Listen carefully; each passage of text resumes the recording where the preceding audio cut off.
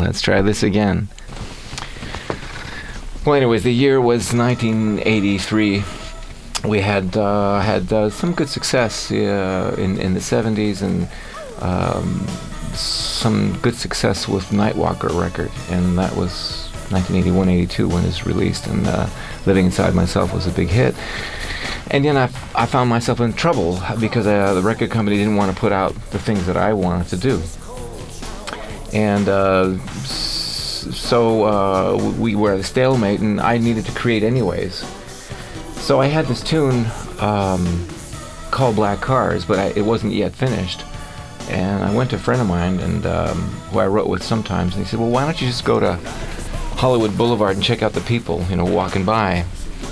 So I went to Hollywood Boulevard for a few days, and there was this lady that kept walking by me that looked like yarrow root on her face, white circus makeup, and a dark kerchief and a black fur coat, long fur coat, high heels, and she looked to be maybe in her 50s or 60s, and it was the dead of summer in LA, and it was about 90 degrees, and how she could stand it under that fur coat was amazing to me.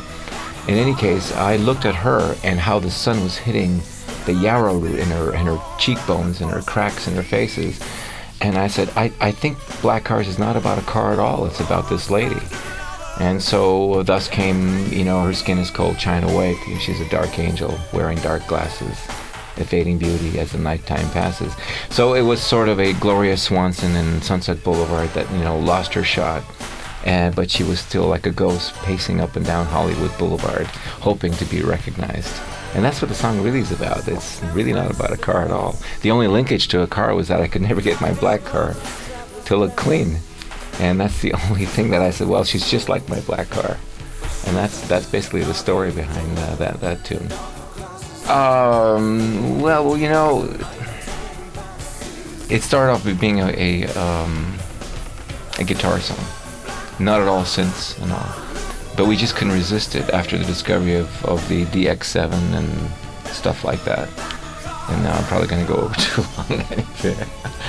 But my brother and I got into the studio, and we just started fooling around with things, and we said, whatever we did in the 70s, we won't do for this cut. No live drums.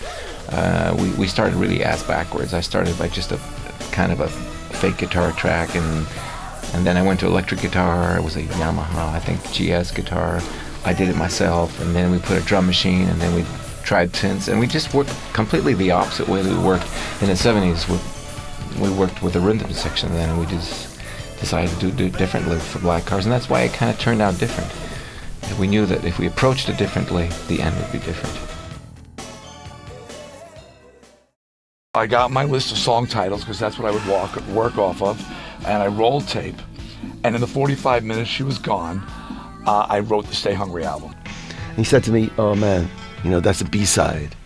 And I said, no, I honestly really do believe this could. And it was one of those moments where you had to kind of stand up for what you really thought and believed about your work.